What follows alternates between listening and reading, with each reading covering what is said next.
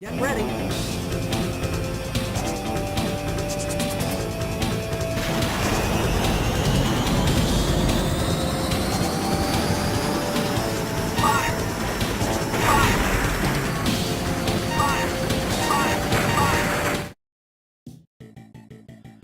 Hello once more, welcome to User One Retro. Thank you again for joining me.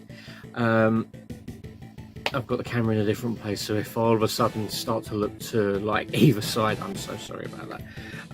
Right, so after my Alien 3 video, which was posted yesterday, which would be Monday the 21st, I actually had the idea of doing a comparison video of the two different versions of Afterburner for the Commodore Amiga. Now, for some reason, we never got the US version by WeB Games over here in the UK. We got a version by Activision, and it was okay. It was okay. I mean, I had it on the Spectrum, just the Spectrum. I thought it was pretty good. Actually, I thought it was really good at the time. But then it wasn't until a few years later that I actually realised that the US got a different version by, as I say, by WeB Games, and it was distributed by Sega themselves, and it was in their Sega Smash Pack for the Amiga as well, which I didn't even know about. But yeah, so yeah, this video is going to be a comparison of the two, and we're going to see what the differences are, how it plays, and all this, that, and the other, and loads of other different bits of gumph and fluff. So we're going to start off with the US version first. I did play this yesterday for a little while, and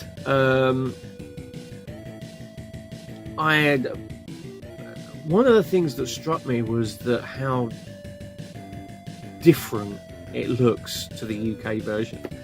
But we'll get into that in a minute. Let's have a quick play of it. I must admit that is a pretty good title screen. It really is a pretty good title screen. I don't think there is one on the UK one. I know the loading screen for the Spectrum's the front cover, which is pretty cool. So, right, so the plane doesn't actually take off until you press fire, so we're going to press fire. That's very much like the arcade.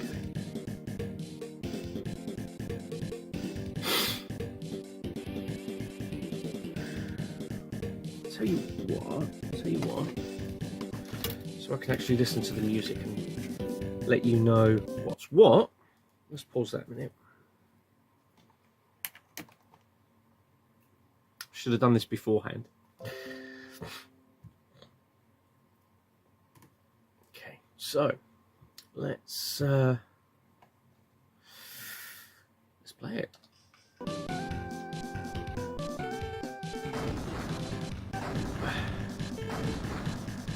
Okay, so pressing fire once does your machine guns. Doing it twice fires your machine gun and your missile, which is but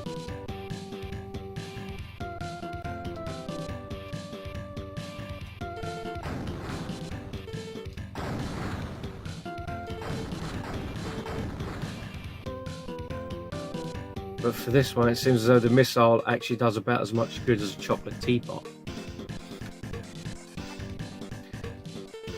There's no voices.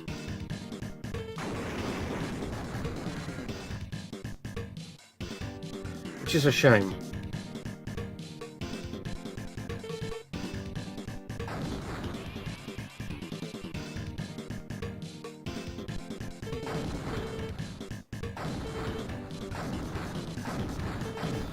At least with this one the machine gun actually works.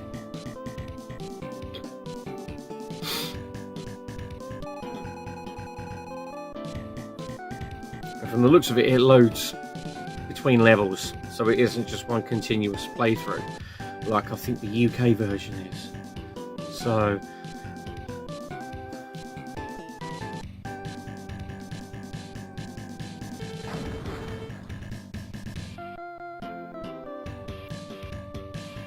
But at least this version actually looks like an F-14 Tomcat. And you do actually get the crashing animation when you hit the ground after you've been hit. Scrolling graphics are pretty good though.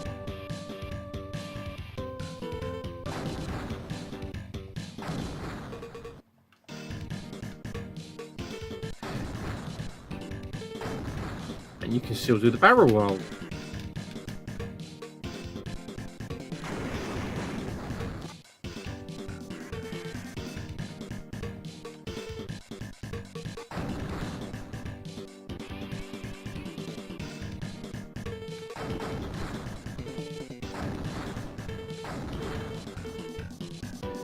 Though it is really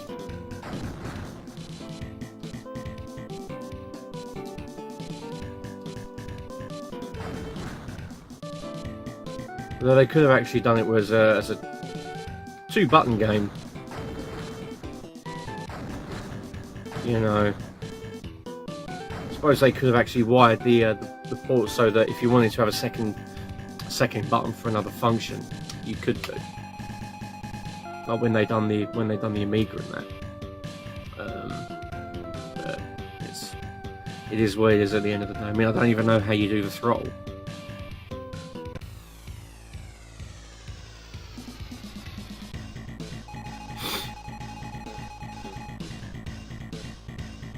As I say, the music is very good.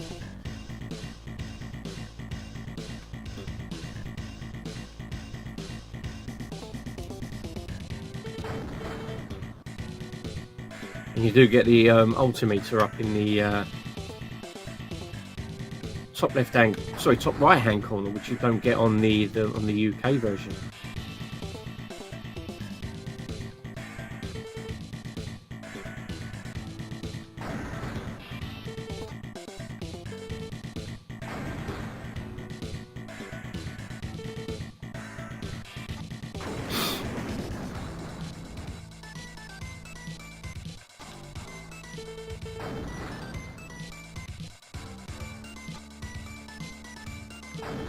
It seems as though on this one the missiles don't actually do diddly squat, they just seem to just fly about willy-nilly.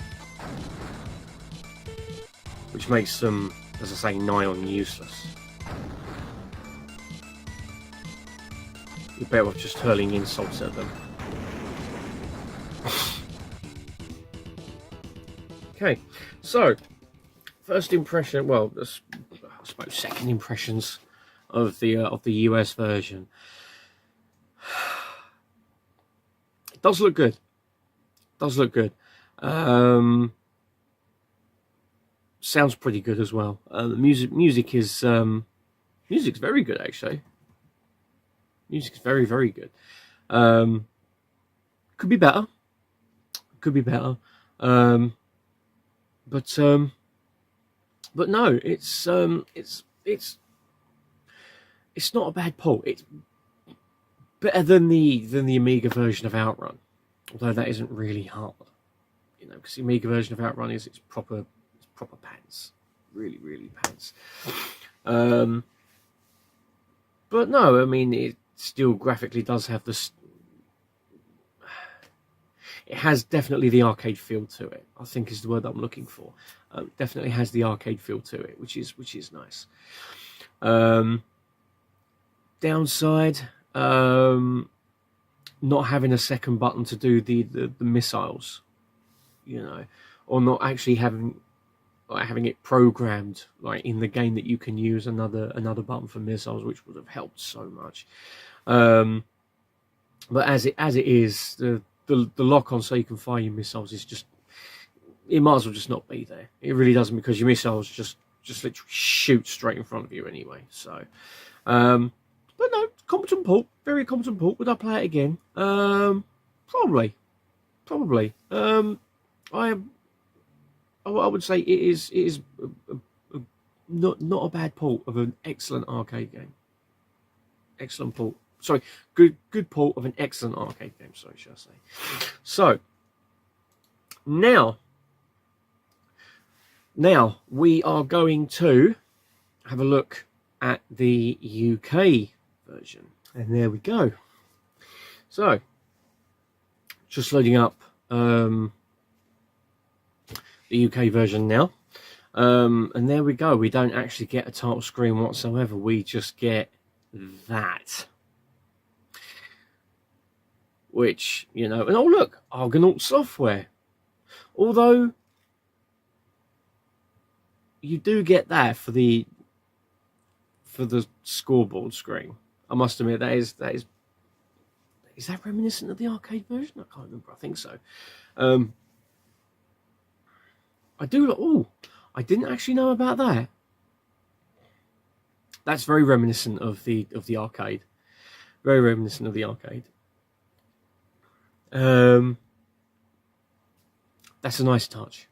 That's a nice touch. As I say, that I didn't know about. That's awesome. I do like that. Now the thing with this one is that you can use the mouse. I tried to use the mouse, and yes, it wasn't. Hang on, change mouse scaling. What's this?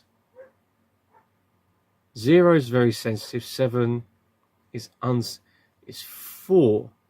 I'll tell you what. Let's try it for 6. And you know what?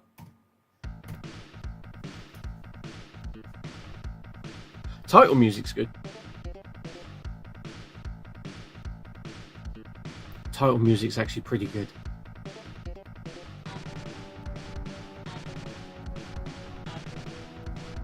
That's actually very, very good indeed. I forgot how good that is.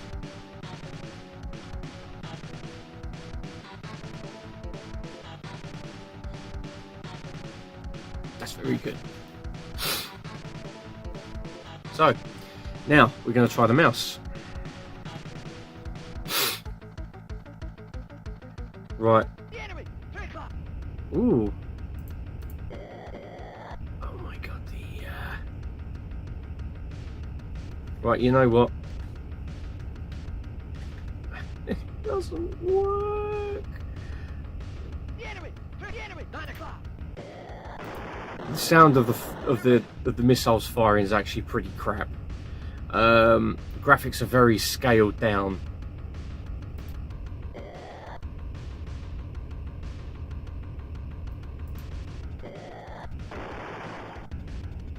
Graphics are very scaled down. But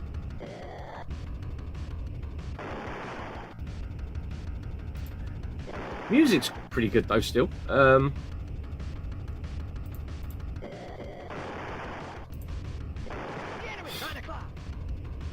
at least you have speech in this one. You know what? I can't use the mouse on this.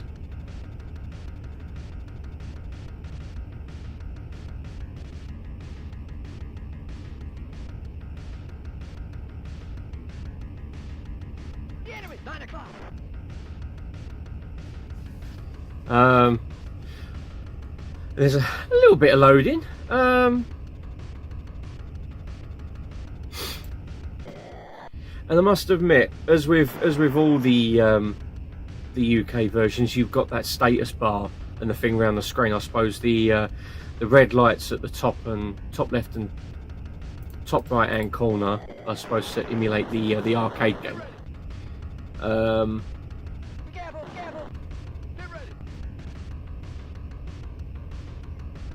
Yeah.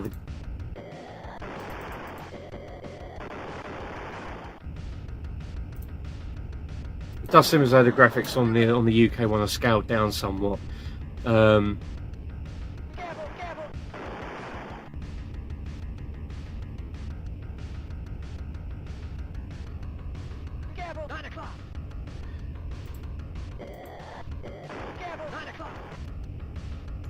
But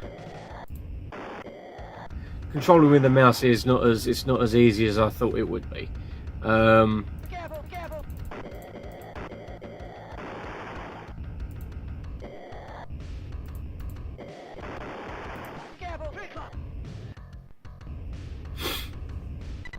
There is a small bit of loading in between levels. But yeah, the F-14 doesn't look as good as on the on the US version. But it does seem as though you can actually shoot down missiles on this version, which is that's what it seems like to me. So yeah, that's what it seems like, that you can actually shoot down missiles. So I'll tell you what, let's just get the good points over and done with first. Music's very good. Music is very, very good indeed. Is it as good as the US version? I'd say it is, but this is just me. It is as good as the US version, without a shadow of a doubt. The graphics, they do their job, but I don't think they're as good as the US version. The US version seems to, I don't know, it seems to be near enough as detailed as the arcade version, which is a plus, you know. One of the downsides with the American version is that you haven't got the voiceovers, you know, the watch out and the bandits at 3 o'clock or whatever it is, or lock on or whatever, but you haven't got the speech on the US version as what you have on the UK version, which to some people might not be a game breaker. I mean, it isn't really a game breaker, but I suppose it all adds to the arcade style experience. I would have loved to have had that in the US one, and I think that probably would make it a bit more authentic. What version would I pick? It's a hard one. I mean, I grew up with the UK version, obviously being in the UK, so I'm used to like the border around the screen and the 2 lights and the lock on at the bottom. You know, I'm used to that version on the home computers. You know, I mean, it wasn't until the Mega Drive I actually got to play a near enough arcade perfect version. You know, and I think I've got it. I'm certain I've got it on the Mega Drive. I'm certain I have. But yeah, so which version would I pick? I'd pick neither. Actually, I'm kidding. What version would I pick? As I said, that's a tough one. That is a very, very tough question indeed. I'd pick the US version, I think. Each time, it'd definitely be the US version. It just seems to be much better to play. It's a bit harder, but I don't mind the challenge. Definitely the US version, I think. So, but yeah. So anyway, that's it for today's video. So US version of Afterburner Amiga wins. Not a flawless victory, but it's a victory nonetheless. Anyway, if you've enjoyed this video, then please like, subscribe, share, all the usual YouTube cobblers. Share it with your friends. You know, if they want to watch it or not. But no, please just share it far and wide, you know, and see what you think, really. I will be back again soon, and I don't know what I'm going to be doing next. I have got what have I got? Half my shit. No, I'm joking, I haven't really. I've got quite a few things coming up, actually. I've got a few ideas rattling around in the old brain box for videos, so stay tuned, and I hope you enjoy it. Until then, this is User One Retro signing off, as always. Please look after yourselves, take care of one another, and I will see you soon. So until then, this is User One Retro signing off and saying goodbye for now.